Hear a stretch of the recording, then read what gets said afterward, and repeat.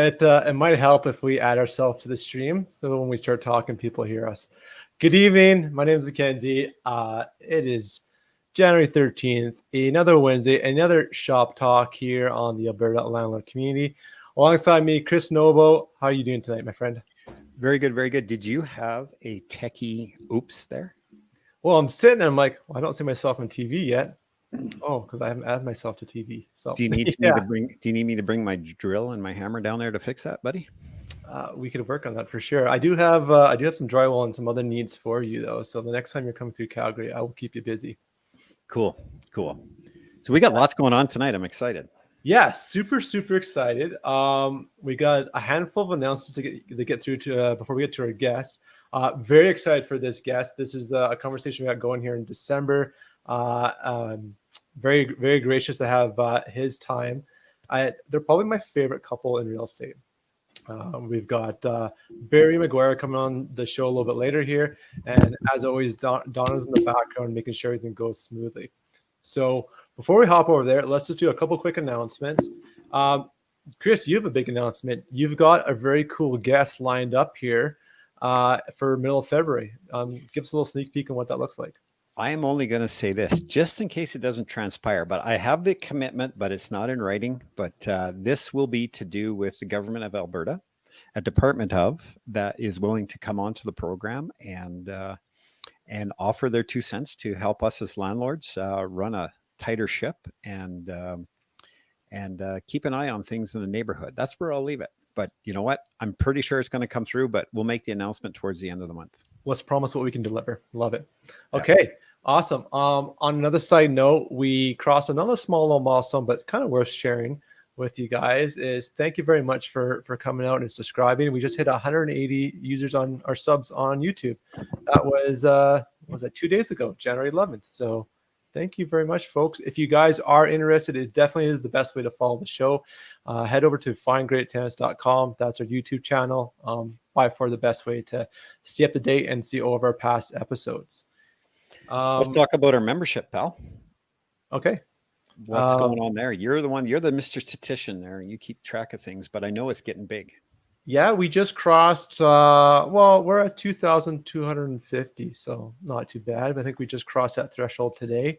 It's been fun. Lots of new members joining and participating and asking good questions. And we have an awesome, really good committee of landlords helping landlords right now. So keep up the good questions. Yeah. Oh, I have to say thank you to someone. I almost forgot. Do you recognize this logo?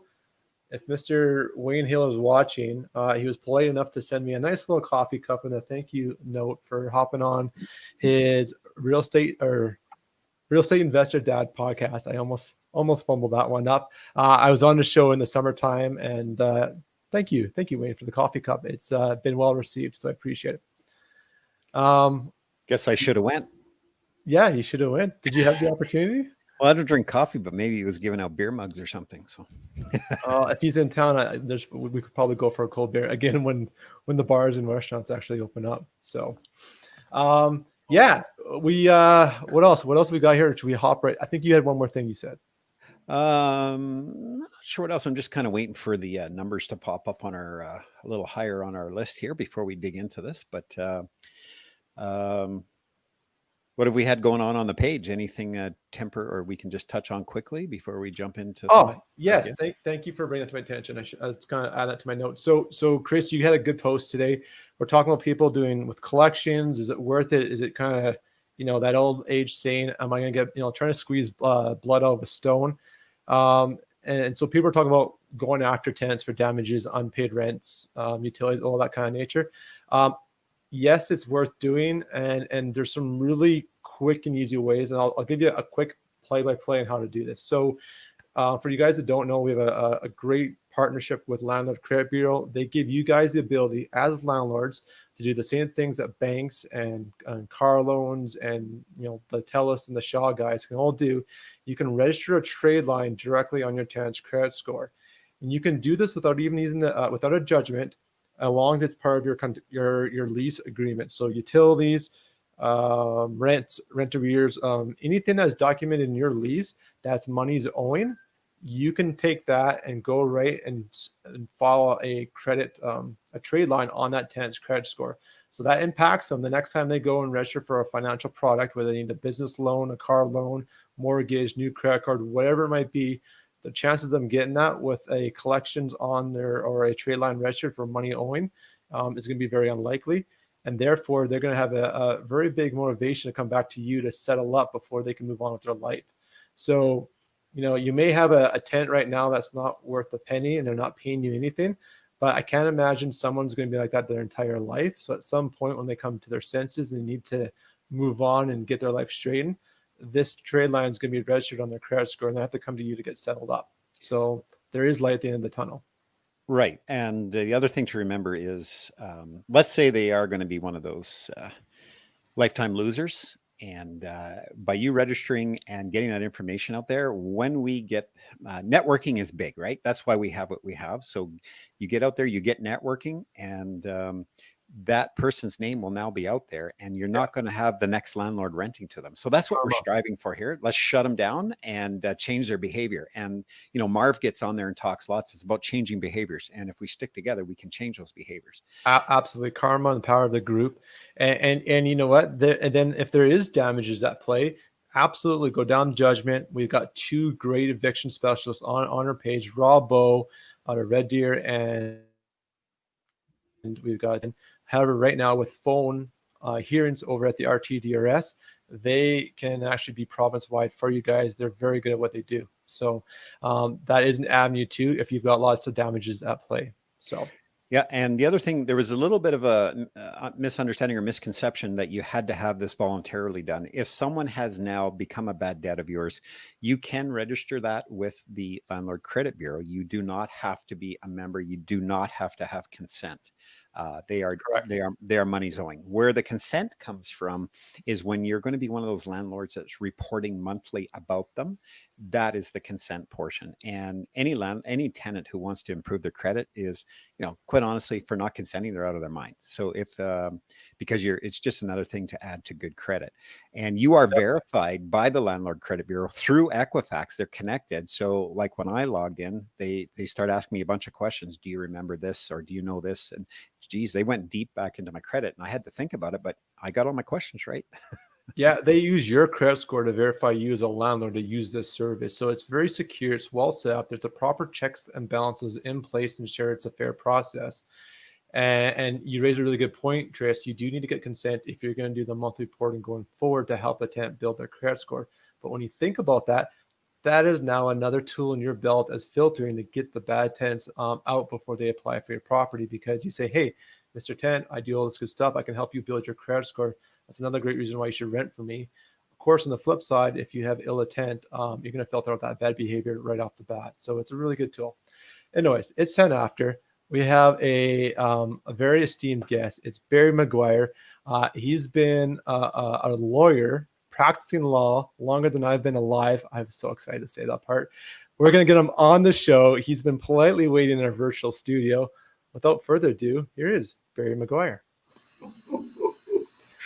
It's only because you're so young, Mackenzie. You're so young. I don't even have, but I have no hair, so I can't be that young. Oh.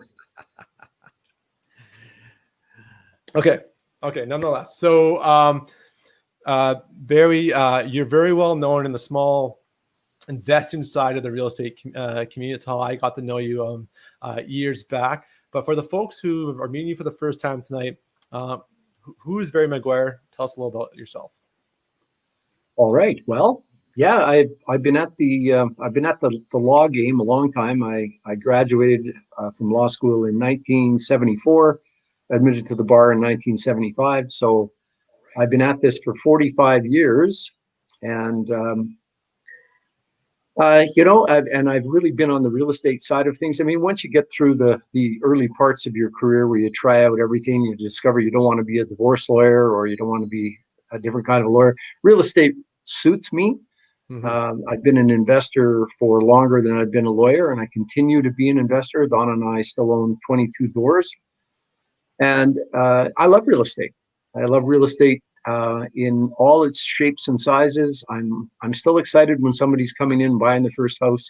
or when somebody calls me up and says, I'm planning to embark on an investment career in real estate. So, I'm loving real estate. I live in Edmonton, got a big backyard. I'm a gardener. I make lots of jam and give it out to folks that touch me. Raspberry jam, grape jelly from my backyard. Always fun. I was just saying before we got started, I'm still playing hockey a couple of times a week with guys my age, which is so slow. I watched a video of us playing. Oh my God. Don't do that. No, that's Slow. But fun. Play with people your own age. It's fun. So I have an active real estate practice. I'm with Field Law in Edmonton. Field has offices in Edmonton, Calgary, and Yellowknife. So I've got tons of support, more than I had before in my smaller firm. I'm just at Field for just under a year, and I'm really enjoying that, mentoring and marketing, and still with a full-time real estate practice. So phenomenal. Yeah, there's that. Don and I do focus workshops. Mackenzie, you attended one of those. I remember you because you were right in there and you were asking lots of questions and you didn't miss one darn thing. And absolutely. Actually, we should talk about how I discovered you, Barry. Oh, sorry. How was that? Tell me. I don't recall. Chris, you gonna say something there? I was gonna say, Barry, he wasn't chatty, was he? Well, Chris, I was in the class. I had to listen at that point. He was intense. He was intense about figuring out what was going on. He needs to know. When you surround yourself with a bunch of people wanting to learn something, you get some really good conversations, especially over a 2-day workshop on a weekend. It was tiring but a lot of fun. And I met a lot of good people that weekend as well. In fact, some have joined this community now, which is great. But a good segue is how I actually ran across Barry is before I had discovered this investing community and I had just started with my first rental. I was actually making a purchase for our primary home with the basement suite. And I had a previous job. I would sell drill bits across Alberta. So I was going anywhere from northern BC down to southern Saskatchewan, and I'm 8, 10, 12 hours behind a steering wheel. And you can only do so much satellite radio until I started doing podcasts and I started my whole, that's what kind of got me onto real estate. And there's this podcast, Tales from the Trenches. And I was like, oh, okay, that sounds kind of interesting. These short little clips on lessons learned about investing in real estate and everything, the purchase process, the whole 9 yards. And there's this nice little tip I picked up. And this tip actually saved me $10,000 before I even met Barry McGuire. So it was, you put under purchase contract subject to my lawyer's approval. And I got into it. We put an offer on a house. And after the offer was conditionally accepted, we discovered it wasn't the right fit. Now, because I had this, am I using the right term? It was probably a term, not a clause. It was a term, not a condition. That was we put in.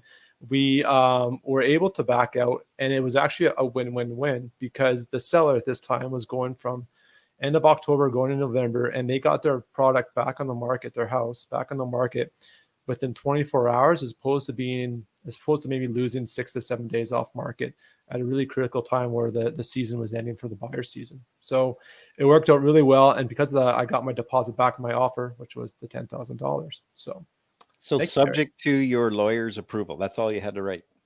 Yeah. Wow. It's always a good one. It's a way to exit a contract. It's almost surefire. There's always something that your lawyer can figure out that he doesn't like about your deal. And then you can say, well, I talked to him. He doesn't approve. So, so there's about 130 of those podcasts, Tales from the Trenches. Those are all stories about people stepping in, landmines and always with a suggestion about how to avoid that. So I'm continuing to do those. I just posted one today about companies that get struck from the corporate record. And if you have a company and you don't file your annual return, the Alberta Corporate Registry will deregister you, strike you, as they say. And when they strike you, if your company still owns property when that happens, guess who owns the property? Uh-oh. The government. Oh. Yeah, the government. And I'll just give you a quick summary. In this particular case, my client had bought an apartment for $800,000 and the seller carried VTB financing. 20 years later, he's kind of bad on his record keeping and the lender couldn't find him and they were looking to to sue him for the balance on the mortgage. And they sent me a letter and they said, and by the way, your client's been struck from the corporate records. Longer than 5 years, you can't revive a corporation. And so his building that he bought for 800 was now worth 2.8 million. And so the government owned his property worth $2.8 million. And so the story is all about how we got him out of that quite a big pile of steaming doo-doo. So yeah, it's stuff like that. All about saving folks money and avoiding problems. Absolutely. That's wow. I love it. The stuff you get into, the minutia of this business, it never fails to fascinate. So it well, I got a question now, because you got my mind turning. Can we do this as, so let's say we're selling, because we have people sell. Can I sell subject to my lawyer's approval? Yes, you can. It can be buying or selling. Nice. I like that. Well, why as a seller would it be advantageous to have that in there? Just as a check fail You know, You don't like it's good to have just because you don't know what's going to come up as you work your way through a transaction. Okay. I mean, you might as a seller have agreed to provide, say you've agreed to provide a real property report and compliance. You're going to get a new one. And since you bought it, you've done a whole bunch of extensive work. You didn't get permits. As you start to work your way through it, you go, I can't get permits. I said I'd give them an RPR and compliance, but now on further investigation, what I built can't be permitted. So you want to be able to exit yourself from that kind of a contract. So there's lots of stuff that could come up for sellers. Touche. I am wrong. I thought, hey, if someone's going to take my property and give me money, I don't want to argue that, but you want to do it in a legitimate fashion. So good points, Barry. So which one of you investors out there and future purchasers or sellers are writing this stuff down? Wow. You think Mackenzie and I know everything? Not a chance. We're learning stuff here as we go. I love this. Every show, there's tips and gold nuggets to behold. So I'm going to throw one at you, Barry. This came up from one of our members.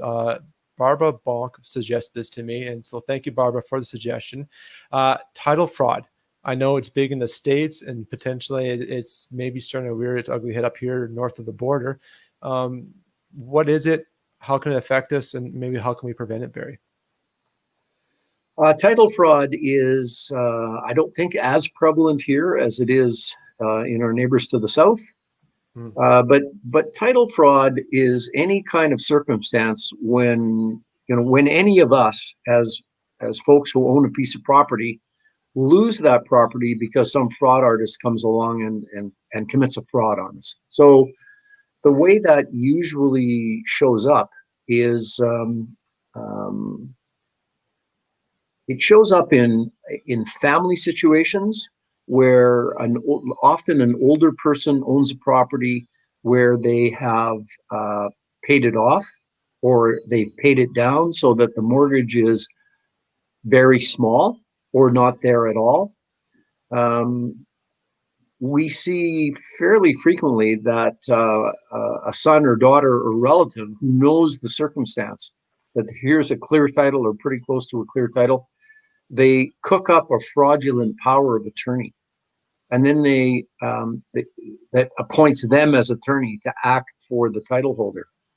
And then they go off to the bank and they go, all right, well, I just want to put a small mortgage on this house, 50% loan to value, nothing serious. And of course, if you go to a bank and you're offering 50% loan to value, that's an easy mortgage to get. The bank is totally secure with that kind of a mortgage. So the fraud artist transfers the property into their own name, and then they put a mortgage on and they take 50% of a $500,000 property and off they go to Mexico. And do whatever they want with the money. And do what they want with the money. So that is kind of an instance of what happens. And there are versions of that. It all revolves around someone else getting control of your property, and they usually use power of attorney to do it. Yeah. So if I want to highlight the key takeaway you've kind of highlighted there, Barry, is free and clear title. Free and clear title. So there's no financial product, mortgages on place on a title. It's fully paid off. This is where the threat comes into play, because they see this, and if they can jimmy their way into taking some sort of ownership, then they're walking off the banks and throwing on a loan to pull money off of that equity on the Yeah. property. So a clear title or a small mortgage, Mackenzie. If a house was worth 500 grand and there was a $50,000 mortgage on it, that would still be an opportunity for a fraud artist to say, listen, I'm going to borrow 250,000. I'll pay off the 50, and he still nets 200 out of it. So it doesn't have to be clear title, but there has to be equity to get at, equity for the fraud artist to get at. So, Right. And then people will think, well, you got to have an assessment on the property, and that someone's got to go in and do a property assessment. Well, right now during COVID, people aren't even going in. They're asking for pictures on the interior. So you can pull that stuff off of the internet if it's ever been listed. If not, then they're asking, the banks will just go by the municipal assessment. And if that's reasonable, they won't even ask for a full blown assessment. Yeah. And a lot of banks are prepared to accept a drive-by appraisal. The appraiser, they know the neighborhood, they know what the average price is. If they get a look at what style of house it is in a particular neighborhood with a drive-by appraisal, they get values, and they have no trouble establishing a value. Mm-hmm. Mm-hmm. So the next question is, though, what can your members do? What can anybody do about this? So there's a couple of things that show up here. Title fraud is not as insoluble as you might think. So two things. So the first thing is that the Land Titles Office, the government of Alberta, through the Land Titles Office, maintains something they call the assurance fund, not the insurance fund, but the assurance fund. So every time any of us buys a piece of property and we pay the registration costs at the Land Titles Office, a part of that registration cost goes into, from every transaction, goes into the assurance fund. And so it's a self-insuring situation. So that if you're a victim of any kind of mortgage fraud or title fraud or something that impacts a land titles process, you can make an application to the assurance fund to be paid back whatever you've lost. Okay. So that's one thing. But the second thing is that title insurance, one of the big things that the title insurance companies, First Canadian Title, Stewart Title, Chicago Title, those are the big three. Okay. One of the big coverages that they have in a title insurance policy is fraud. They cover homeowners and lenders against fraud. So if people say, why should I buy title insurance? Especially if there's a new RPR, real property report and compliance, people go, well, I don't need title insurance. But one of the reasons to have it is because you have title and mortgage fraud coverage inside your title insurance policy. Is this a one-time purchase, or how does this type of coverage work? It is a one-time purchase. You can buy it. It's usually purchased when you purchase the property. Okay. There is an owner's policy and a lender's policy.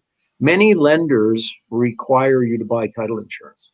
And so, for example, any property that is under $500,000 and it's a standard kind of property with a standard mortgage, private mortgages cost more, but if it's a Royal Bank mortgage or TD mortgage, the cost to insure the lender is $179. And that's a one-time premium, and it lasts for the lender as long as the lender has the mortgage on the property. And if the owner wants to get title insurance, another $50 adds the owner to that policy. So if the lender is making you spend $179 anyway, absolutely spend the extra $50 and get yourself as an owner added. And that policy cost is one time only, and it lasts for as long as you own the property. So that's how it's normally done. Once you get over $500,000, there are some differing costs. Private mortgages cost more. If as an owner, if your lender isn't making you buy, not all lenders make you get it when you buy. So if your lender isn't making you, but you want it, you have to pay the original $175, $179. So that the most it's going to cost you is $229 total. Okay. So it's cheap, it's one time, and yeah, covers off title fraud. And one last thing, geez, we got really into it here, didn't we? You don't have to, you're not limited to purchasing title insurance when you originally bought the property and put on the mortgage. You took my question. If you didn't get it, and a year and a half later you go, you know, I was listening to that podcast with Chris and Mackenzie and Barry. You can buy title insurance after the fact. Perfect. So buy it now. Love it. And that's a good So way there to you save go. some money as a seller, right? Because you are, if you don't want to pay out that $1,200, why did I lose the term? PRP. The real property report, yeah. Yeah. Rather than if you don't want to pay that out, you can put that on the because it's, you know, some $1,000 to $1,200. You can just put that on there that says you know, you're willing to purchase the title certificate or the Chicago The title insurance. Gee whiz, I'm having trouble tonight here, eh? You are. You got to spit those out, Chris. Spit them out. So yeah, but you know what I'm trying to say. So just I say do. I do. yeah, but I that's do. a cost savings for you when you are selling. So Okay, so that's a really good point.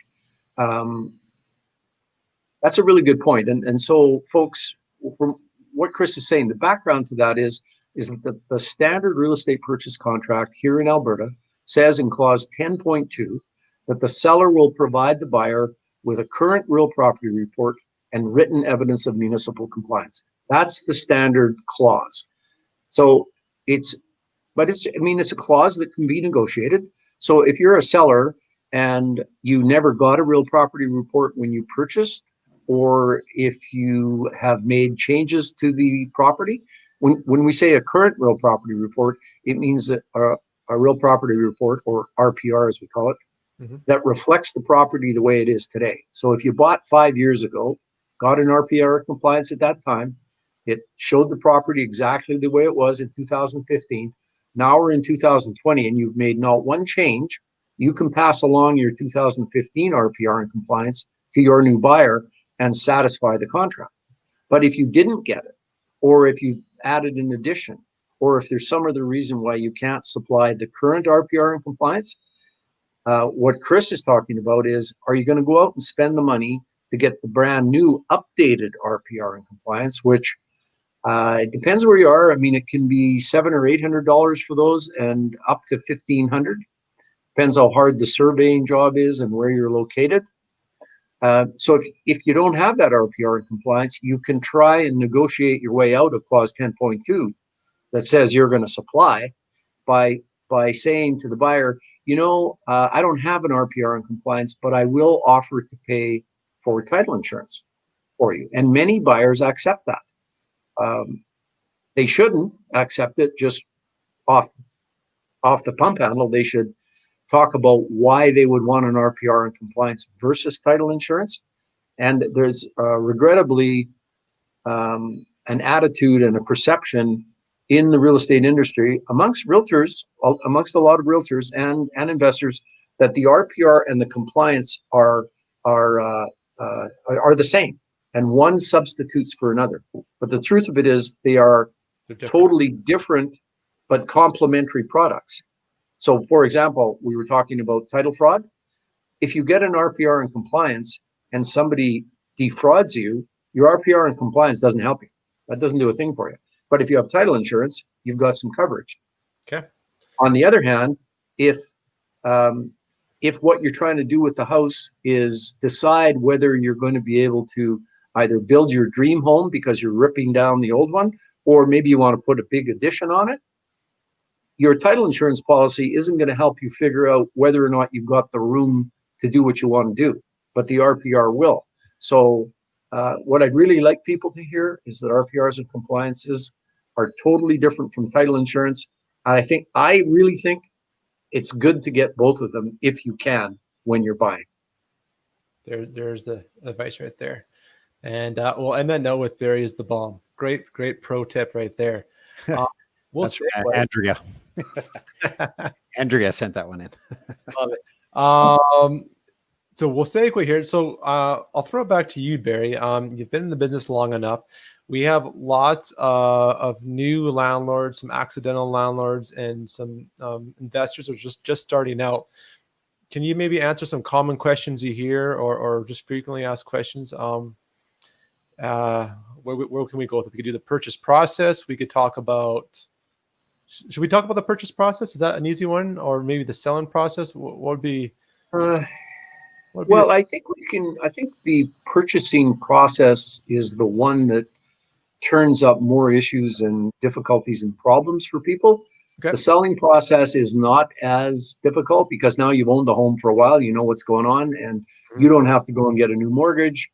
Really, sellers' biggest issues is, can they supply that RPR and compliance, and is that going to turn out to be a problem?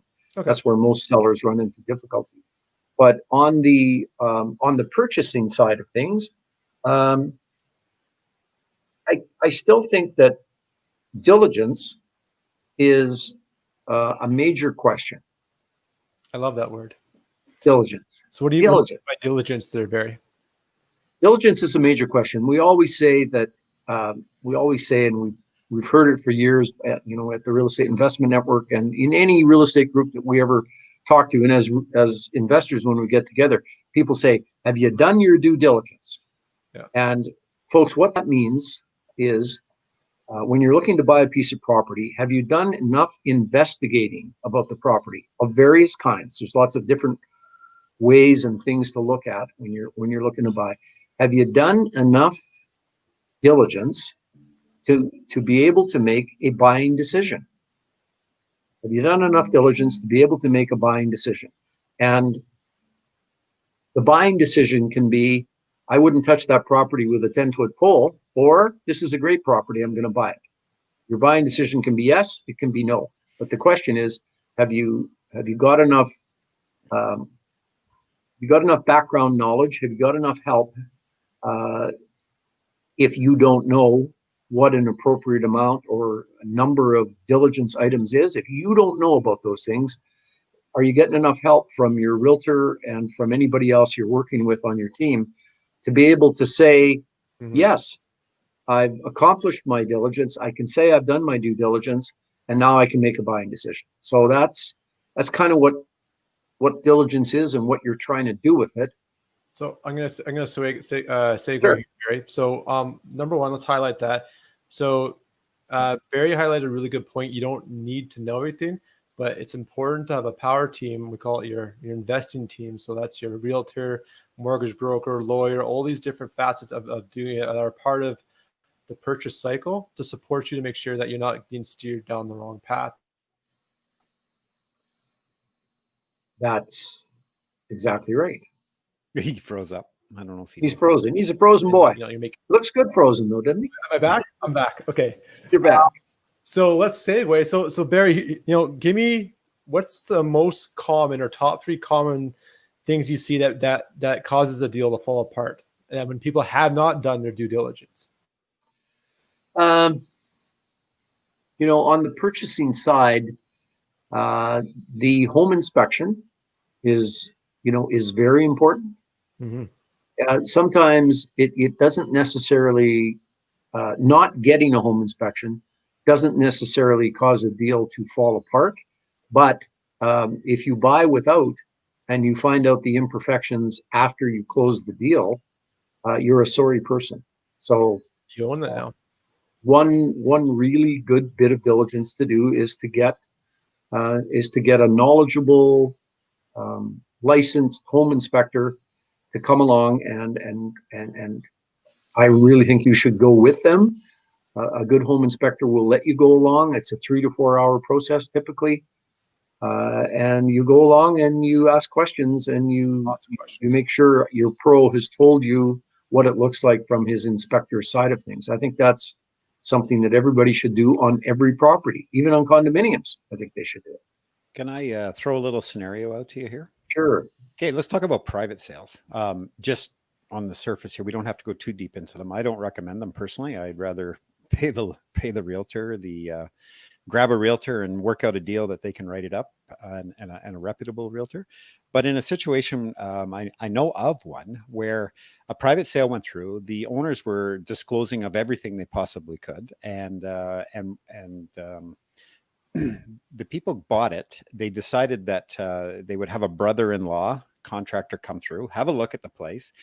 And they said, yeah, looks good. Looks like a good place. The owner's offers, do you want a ladder? Do you want to go up and look in the attic? Do you want to look at the garage? And, even disclosed to them that the garage was built from recovered trusses from a fire where they were smoke damaged, not fire damaged. They had a little charring on them, but they were sound. So all those opportunities were there for them to check. They never had a home inspection done officially, just had the friend / brother-in-law, if that's the case, contractor come in. And now they're suing the sellers for, a mid 5-figure to come back after them. And this is after they've torn walls apart and pulled drywall down and stuff like that to say, well, look at this damage behind the wall, which actually the seller knew nothing about because it's hidden damage that they couldn't possibly have known about. So what's your thoughts on that success, so to speak, of that civil suit? Well, these buyers are going to have a very difficult time winning against this seller. It's difficult to prove what sellers knew about and didn't know about. So in this case, I think what you said, Chris, is that these sellers were very cooperative. They allowed all the access that the buyer wanted. The buyer chose not to have a home inspector, but a brother-in-law. When they discovered some problems and tore off drywall, I think you said that it was clear that the sellers didn't know about it. It maybe was done by the previous owner of the property. So for buyers to succeed against sellers after closing, they have to be able to show that the seller misrepresented the property, either negligently or fraudulently. If it's an innocent misrepresentation, they probably can't succeed. But if the seller is negligently or fraudulently misrepresented the property, that's when the buyer can succeed. And that's at the best of times hard to prove. In the scenario you've brought up, I think that the buyer doesn't have very much chance of winning. Good to know. I'll talk to you after the show a little more about that scenario. But sorry to interrupt that, but it popped into my head and I didn't want it. And I figured, you know what, that's going to be who knows, 500 people on our page. Somebody's going to run across that. So somebody's going to run across. And it goes back to what Barry said, is reputable home inspector. The ones nowadays have infrared cameras. So that shows you heat loss from poor insulation, or more importantly, water damage if it's recent. Or if it's currently present, you'll see that very clear. So there's lots of good tools, and for $500 or $350 or $450, whatever the going price is right now for a $200,000, $300,000 or $500,000 purchase, that's pennies in ensure that you've got a good product. So that's really a number one thing is the home inspection. The number two thing is something we've already talked about, which is the real property report and compliance. And so, Chris, the scenario that you suggested, where the seller says, you know what, I'll pay for title insurance. That is one where the buyer should definitely be chatting with your power team to see what the issues would be if they don't get the RPR and compliance. It's one thing if we're buying an investment property, we're not going to ever make one darn change to it. It's a smaller property on a big lot. All the houses are the same in the subdivision. If you're not getting an RPR in that case, it's not near as much of an issue as if it's a bigger property on a smaller lot, and you have plans to do renovating or some fixing up. The thing of not getting your RPR and compliance when you buy is, and if you accept title insurance, is title insurance covers over a problem. Title insurance doesn't pay for issues and problems unless some third party is forcing you to fix it. So unless the city or the province or somebody comes along and says, all right, you got this issue with your property, you got to fix it. If they do that, your title insurance policy will cover you. If they go, yeah, well, yeah, we see that that's wrong, but we're not going to do anything about it, then it doesn't cover you. So the RPR and compliance is probably my second choice. And that's a matter of chatting with the buyer and the power team, saying, what are they going to do with the property, and figuring out why or why not do they need it. Mackenzie. So for the people that don't know what an RPR is and what compliance is, can you just quickly give us a synopsis of what that means? Yeah, sure. Good point. So an RPR, or real property report, is what used to be called in Alberta, not that long ago anyway, a survey certificate. A plan of survey, or a survey certificate, or a building location certificate were names that used to be applied to this document. So the real property report is a two-dimensional drawing done by a professional called an Alberta land surveyor. They go to school for a long time to learn how to very, very accurately locate your lot and draw the dimensions of your lot. And then on that lot, they locate all of the improvements. So the house, the garage, the deck, the hot tub, the pergola, anything that is on the property, the surveyor draws it, and you end up with an 8.5 by 14, very precisely drawn drawing of your property. So that's what the real property report is. Down on it for people who don't know. You're looking down at the property from a bird's eye view or a drone, and everything's still drawn out. And then the compliance part is, is the house or the garage the right distance from the lot line? Is the fence on your property, on your neighbors? All these different things meet standards or location requirements, and this is what your property report ensures. That's the compliance part. So these Alberta land surveyor draws up the real property report.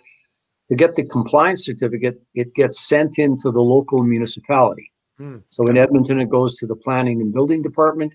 Every town and municipality has a department to which you can send or submit the RPR.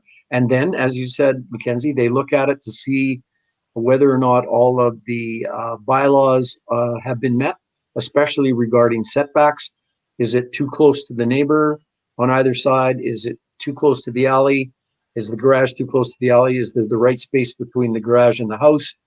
Are all of those bylaw requirements met? Yeah.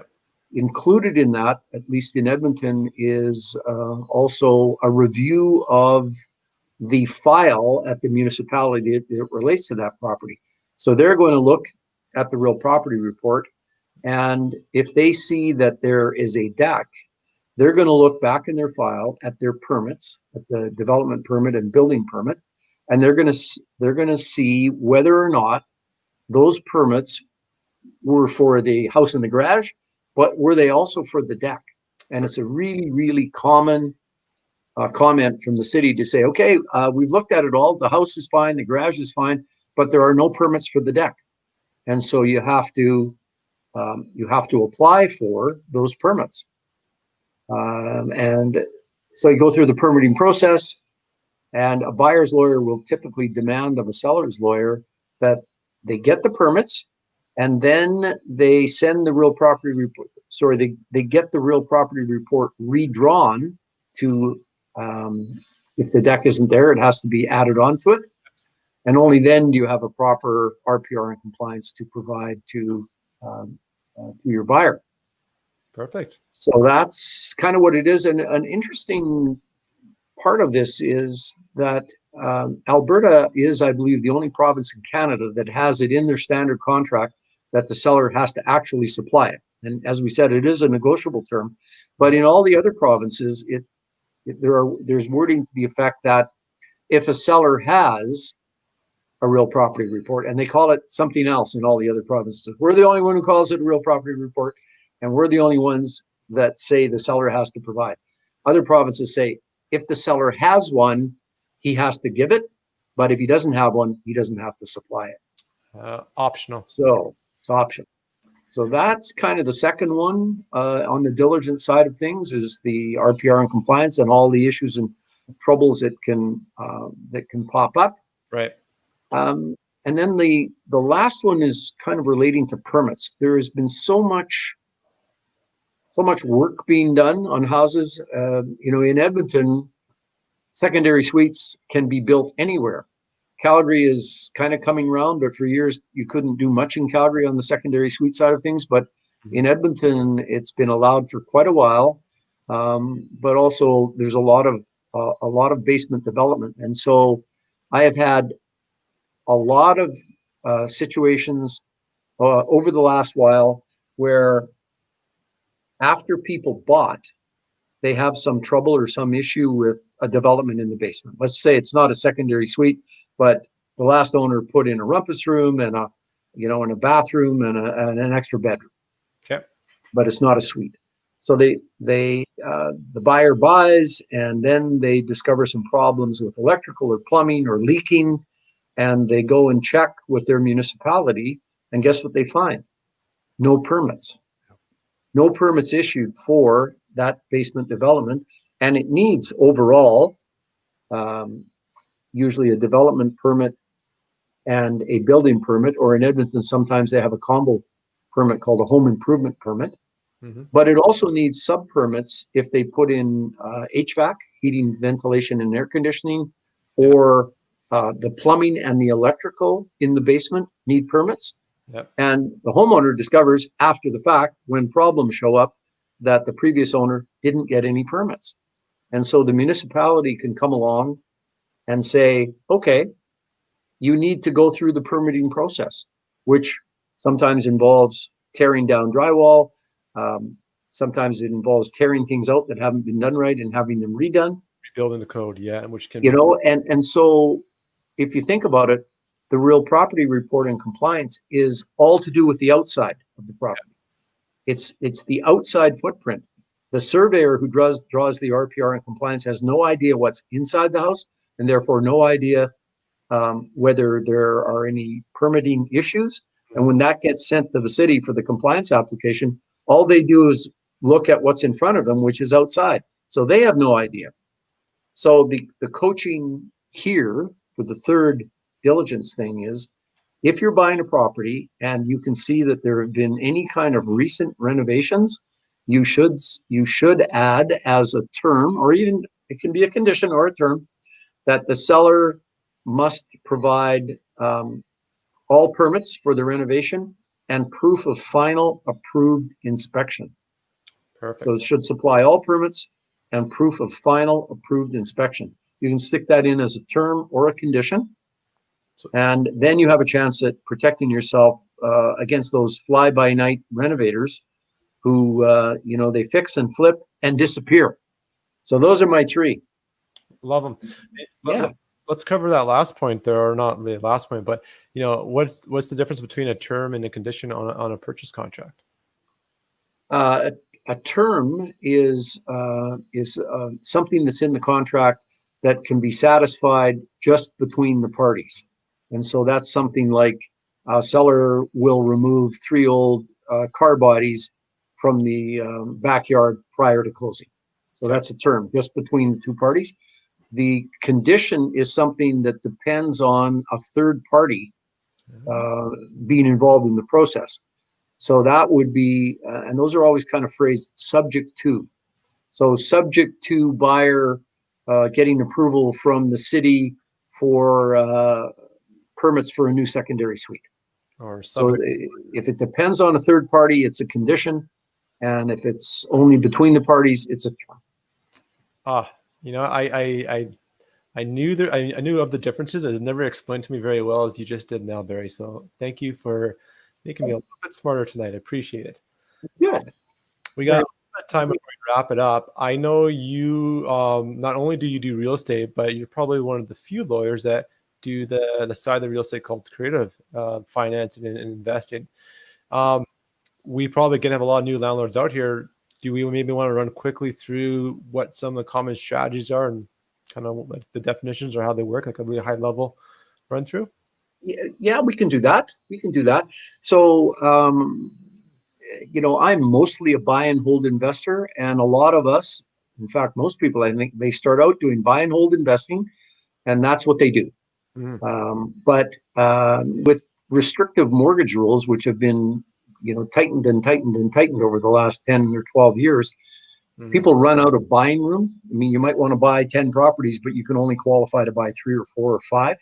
So creative real estate investing gives real estate investors other avenues to purchase real estate other than the traditional buy and hold. And so the classic creative strategies are the rent to own, where somebody wants to buy a house. They don't want to be a tenant. They want to buy, but they can't qualify for a mortgage, but they want a house right now. So rent to own is where you as an investor help someone who wants to buy, who can't qualify, get a house now, and then they pay it off in, say, 3 years. It can be very, very lucrative. And we're going to be doing one of our focus workshops coming up on March the 6th on rent to own. Yes, Donna. Donna's waving at me. Just a second. Mackenzie will have those details. Mackenzie will have the details. Okay, we're passing by that one. Lude, maybe I'll do it right now. I'll ask, would Barry and Donna be willing to, we'll work on a deal. Maybe we can find a deal for our community to come to your guys' program. Would that be an option out there? Oh, sure. I know Donna would love to talk to you about that. Donna's my producer and organizer and negotiator. I'm just the pretty face at the front of the organization. Donna's actually very pretty face behind. Show me, Barry. Behind you. Well, she's sitting right beside me, Mackenzie. I have to be careful.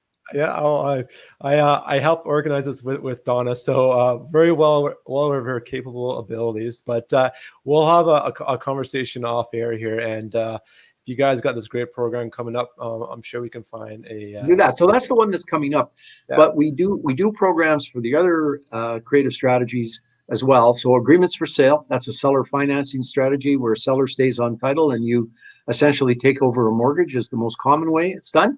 Wholesaling, where you find undervalued properties and you're able to get them under contract and then find someone else who is happy to pay really the higher market value, and you make a little money as you pass it on to the ultimate buyer. Fix and flip. Fix and flip is a classic strategy that has a lot of exits to it. Joint ventures, as they apply to all of these strategies, you can apply a joint venture to those other 4 creative strategies. And then we always talk about creative combinations, which is how the various creative strategies fit. So, for example, you might purchase a property by way of an agreement for sale. Your exit to your ultimate buyer might be a rent to own, and you tack a joint venture onto that because you don't have quite enough money yourself to put the process together. So those are what we call creative strategies. We teach focus workshops on all of those. And Mackenzie, because you've taken one of those, and we're still doing it. We love doing it. Yeah, awesome. No, it's a lot of good information out there, a wealth of information, really. And if you are in a position where you don't have deep pockets, like most of us when we first get in this game, you've got to look at these creative strategies to build up your portfolio a little bit quicker than the traditional buy and hold. And you can even do a traditional buy and hold with JVs where you're using other people's money to keep on expanding on your portfolio. So fantastic information, Barry. As always, I always enjoy listening to you. I'm learning something new every time we have a chat. A wealth of information. One thing we do as we kind of wrap up to the end of our shows here is I love to give people who spend time with us and share their knowledge an opportunity to share something with the audience. So this can be actually really anything. If you guys have a charity or a passion project that you're working on, perhaps this course coming up, or just anything that you want to create awareness around. Is there something that you want to share with our group? Well, yeah, Mackenzie, I think we're kind of we're kind of cooperative groups, yours and mine, and Wayne Hillier. All of us are looking to help people expand their real estate knowledge and to move their lives forward financially and otherwise. And we are a cooperative group. We do stuff in our group, and you do stuff in your group, and Wayne does stuff in his. So I guess what I would encourage all of your folks to reach out and expand their education. Yeah, we Yep. really think it's all about education. If you learn how to do it in groups like this, I mean, you can pay for it because you have no idea what you're doing and you make mistakes, or you can pay for some solid education and avoid making those mistakes. So I guess I'm encouraging people to continue educating themselves. Yeah, absolutely. Chris? I gotta endorse that sixfold, because educating yourself is what was one of the conversations we had today on the page to do with collections, and it was like, why should I bother going to court? These deadbeats aren't going to pay anyway. And again, it goes back to changing behaviors and changing your own behavior on a positive through education, because you're going to make the more informed decisions. What did we just learn tonight? Mackenzie and I can take tons out of this. When you want to increase your portfolio, there's a whole bunch of tips we just got, and I hope you guys are writing this stuff down, because It's good. Like the whole title fraud and RPR tonight, we went that into detail. That was the majority of the show, but that's just two small facets of the real estate business that there's definitely tons and tons of information out there. so spend your money educating yourself rather than spending your money trying to collect it, and then you're going to be making better informed decisions. Well said. What's that? Good point. Well said. Yeah. Well said. Well said. Yeah. Yeah. And guess what? You can write it off. It's better to write off education than it is to write off a bad debt, because at least I something agree. return on it. Cool. Yeah, other than that's fantastic. Barry, thanks so much for your time, and you and Donna as well. I know, Donna, you've been behind the scenes the entire show, keeping things on track. So thank you very much for that. I'd be interested in Barry's course right there. Perfect. Okay. So you know what? We have talked a little bit behind the scenes about trying to put some sort of promotion together for you guys. So I'd say Barry, but honestly, let Donna and me take that away. We'll get it figured out for you guys, and we'll stay tuned for that. Barry, thanks so much for coming on the show tonight. As always, I'd like to wrap it up. This is the only show dedicated to landlording in Alberta, the Alberta Landlord Shop Talk Show. Thank you very much for tuning in. We'll see you guys next Wednesday, 7 o'clock. Thanks again. Thanks, everybody.